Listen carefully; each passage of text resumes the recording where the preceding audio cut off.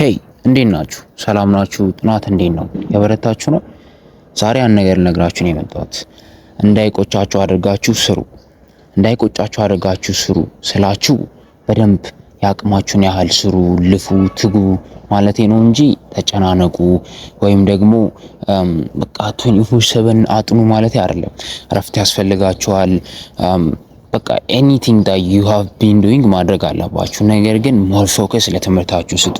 በቃ ከኔ የሚጠብቀውን አድርጌያለሁ እስክትሉ ድረስ ያቺን የምትችሏትን ያህል ስሩ እና በደንብ በቅዳችሁ መሰረት በየቀኑ ተክታችሁ ስሩ።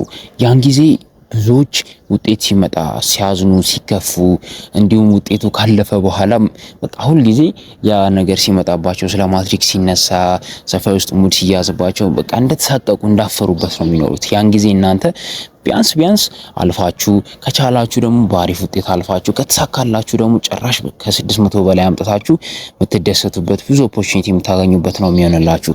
ስለዚህ ተክታችሁ እንዳይቆጫችሁ አድርጋችሁ ስሩ። ሪሜምበር ዲስ ጎላችሁ ማትሪክን ማለፍ፣ በትልቅ ውጤት በአሪፍ ውጤት ማለፍ ነው። ስለዚህ ለሱ የሚያስፈልገውን ነገር የሚያመጣ ተማሪ ምንድን ነው የሚያደርገው?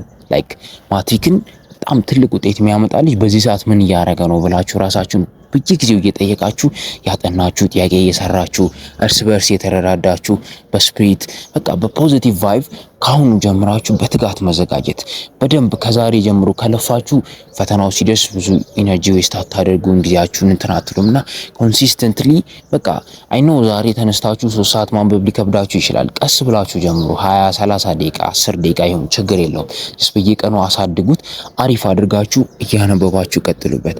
እንዳይቆጫችሁ አድርጋችሁ ስሩ። የዛሬው መልእክቴ ነው። በሚቀጥለው ኤፒሶድ አገኛችኋለሁ። ሰላም ሁኑልኝ።